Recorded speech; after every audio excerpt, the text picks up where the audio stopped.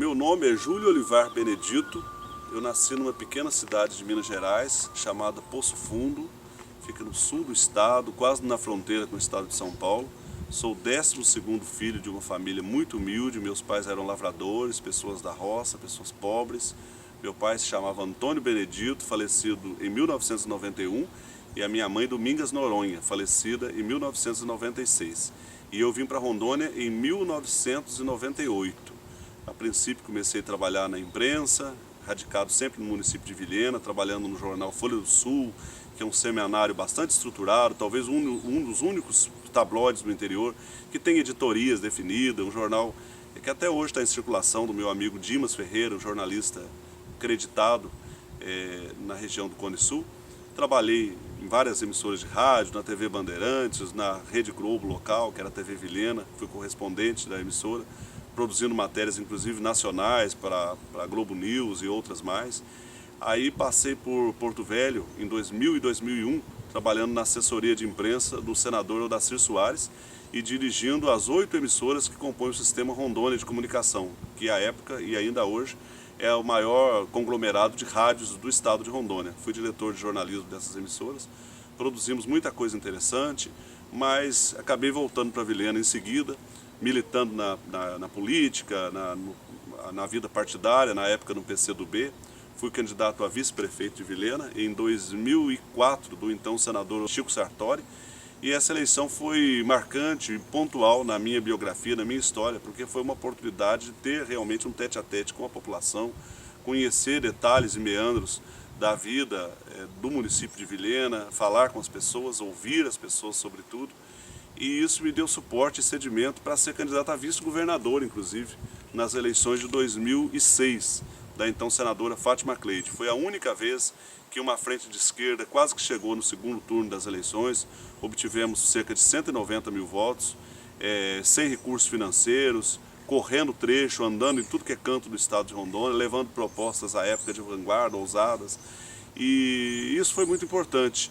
Nós estabelecemos um diálogo com quem não tinha ouvidos, nós estivemos conversando com povos indígenas, com sem-teto, com pessoas do povo, lideranças sindicais e comunitárias.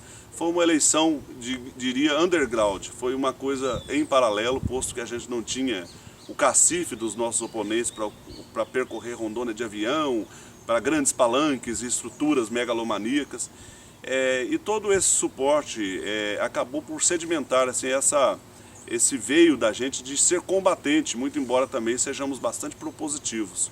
E no meio disso tudo, sempre militando na imprensa, e escrevendo e pesquisando sobre a historiografia regional. Aliás, quando cheguei em Rondônia, no mesmo ano, em 1998, eu já tratei de publicar uma série de reportagens denominadas Documento 21, que essas reportagens eram alusivas aos 21 anos de emancipação político-administrativa da cidade de Vilhena, onde eu morava. Então, desde sempre, desde que cheguei, eu tenho essa preocupação com a preservação da memória, com a construção da identidade rondoniense, e não é diferente até os dias de hoje. Em 2010, eu conheci o Dr. Confúcio Moura, então prefeito de Ariquemes, uma pessoa com a qual eu tenho uma afinidade infinita, e sem nenhuma ponta de adulação, porque hoje ele se encontra numa condição de chefe, né? Ele é o governador e eu sou superintendente estadual de turismo. Mas quando conheci o Dr. Confúcio Moura, ele era prefeito de Ariquemes. E eu estive até no dia em que ele renunciou à prefeitura de Ariquemes, já intentando ser candidato a governador, eu estive lá com ele, ouvindo o discurso dele, prestando atenção, né, no que ele falava, no que ele pensava, no que ele sentia. E estabeleceu-se com isso uma afinidade ideológica, uma afinidade de princípios, de objetivos, e isso nos levou a uma parceria política em que eu coordenei, fui um dos coordenadores da campanha desde 2010 ao governo, no interior do estado, em Vilhena, junto com o seu Heitor Tinte, junto com o Ronaldo Alevato, junto com o ex-governador Anjo Angelim, este último já falecido. E nós estabelecemos, portanto, essa aliança, né, de pensamento, sem interesse outro, senão o bem público, o bem coletivo, o interesse público. E saímos à luta, né? Na época ele com 1,5% de intenção de votos, saímos à luta. E deu certo. O governador teve uma votação extraordinária. Em minha cidade, Vilhena, foi a quarta maior votação obtida proporcionalmente do estado de Rondônia. E quando o Confúcio ganhou a eleição para o governo do estado, ele me propôs que eu fosse secretário de Estado de Cultura. Mas eu, muito embora goste de cultura, de memória e tudo isso, mas tenho claro que o turismo é um setor desperdiçado da gestão pública do estado de Rondônia. É um setor que versa a cultura, que eu gosto muito, mas é também uma vertente da economia. E eu pedi a ele que, se fosse possível, que eu atuasse no turismo do estado de Rondônia. E assim foi feito. Fiquei por um período curto, não me lembro mais, mas coisa de 6 meses só. Porque em julho de 2011 ele me nomeou secretário de Estado da Educação. Eu fiquei ainda 3 meses como secretário de Estado da Educação e superintendente de turismo, até que por fim fiquei só como secretário de Estado da Educação durante 13 meses. Foi um período muito produtivo da educação do estado de Rondônia. Eu tenho muito orgulho de ter sido secretário de Estado da Educação, não por questão curricular, nada disso, mas porque pude efetivamente prestar um serviço. Nós reformamos incontáveis escolas, eu implantei a gestão democrática do estado, elegendo todos os diretores e vice-diretores. As escolas mais bonitas do estado de Rondônia eu tive a graça de ter dado a ordem de serviço, como por exemplo a Alquinder Brasil em Guajará-Mirim, a escola Murilo Braga em Porto Velho, que era uma simples reforma, eu não aceitei. Não vamos desperdiçar esse ponto, no quilômetro 01, no centro de Porto Velho, vamos reconstruir a escola. E assim foi feito. Convenci o governador disto e nós fizemos essa escola linda. Mas mais do que isso, a gente mudou realmente assim, o tratamento que se dava ao professorado, ao servidor, de uma forma geral, da educação. Mas não quero entrar muito nesse detalhe, porque a gente está fazendo assim, contando uma história de passagem, né? De tudo que a gente fez. E foi boa a nossa passagem pela educação. O respeito foi a palavra de ordem, o respeito ao servidor público, respeito ao nosso alunado, respeito ao orçamento público. Fizemos um JOER gastando a metade do que se gastava antes de eu ser secretário do Estado de Educação. Acabamos com um verdadeiro festival de croquete que chamavam de formação continuada num hotel da cidade. A gente fazia realmente, não contratava ninguém por cachê, mas por qualificação curricular, né? Por notório saber, para que realmente as pessoas que aportavam em Porto Velho para tratar com os servidores da educação trouxesse conteúdo realmente. Então a gente respeitou muito o pessoal da educação. Fizemos uma gestão colegiada, ouvindo as pessoas, os gerentes, os coordenadores regionais de educação, os diretores de escola que passaram por um curso de formação em gestão pública para que pudessem receber dinheiro na própria escola. O transporte escolar, que antes de mim gastava 18 milhões de reais, eu passei a gastar 43 milhões de reais, porque não aceitava prefeito circulando nos corredores da SEDUC, pedindo aditivo com o pires na mão, como se fosse uma esmola. Nós acertávamos e planejávamos o ano inteiro e pagávamos no começo do ano a questão do transporte, para que todo mundo tivesse a respeitabilidade assegurada e que os alunos, os estudantes, não corressem o risco de ficar fora da sala de aula, sobretudo aqueles das linhas, dos pontos mais longínquos do estado de Rondônia. Voltei, saí da educação em 14 de agosto de 2012 e fui para a comunicação do governo, onde eu tive um estado de 10 meses apenas, como diretor-geral de comunicação do governo, não tinha ainda criado a superintendência de comunicação, e foi uma passagem também produtiva. Nós criamos políticas públicas que versavam muito mais o conteúdo do que a promoção pessoal de secretário, de autarquia, de secretaria, né? Geramos mídias pautadas em recebimento de serviços. A população recebia as coisas e dava o seu depoimento sobre o benefício que aquela casa, que aquele serviço prestado pelo governo trazia diretamente a ela. De modo que era uma comunicação impessoal e direcionada ao bem-estar. A comunicação também é importante. Governar é comunicar. A comunicação hoje em dia não é uma comunicação em que você vai para a televisão e fala com o que quer e o telespectador ouve fim de papo. É algo bilateral, você fala e ouve, porque tem as mídias sociais, são novos parâmetros, novos paradigmas que começaram na nossa gestão, na então DECOM. E depois voltei para a Setur, né? Em 14 de junho de 2013 eu voltei para a Setur, que funcionava no prédio do relógio, prédio em estado de abandono, um prédio que fica no entorno da área da Estrada de Ferro Madeira Mamoré, tombado pelo IPHAN. Briguei muito para a recuperação do prédio do relógio, inclusive assegurei recursos junto ao BNDES, recursos na casa de mais de 2 milhões de reais, mas infelizmente o prefeito de Porto Velho, atual prefeito, pediu, né, ao governo que doasse a ele o prédio, porque ele queria montar o gabinete dele lá no prédio. E hoje, quando eu estou falando aqui, nesta data de março de 2018, hoje eu acho que é dia 20 de março de 2018, até hoje o prefeito não se instalou no prédio, o prédio continua em estado de abandono, sendo que nós dispunhamos do recurso e da vontade de fazer no coração de Porto Velho, dentro do centro histórico, o Museu de Porto Velho. Porto Velho talvez seja uma das poucas capitais do Brasil que não tem um museu para salvaguardar a sua própria memória. Se você for na prefeitura de Porto Velho, não tem uma galeria que mostre os prefeitos da cidade, quais foram os prefeitos. Tem hiatos, né, às vezes de 10 anos, assim, sem que a gente saiba quem foram os prefeitos da capital de Rondônia. E eu tinha essa preocupação, como continuo tendo. Então o prédio está lá em estado de abandono, a gente se transferiu para o CPA. E nesse período muitas coisas boas aconteceram, né? Não vou falar de lamúria alguma, só de coisas boas.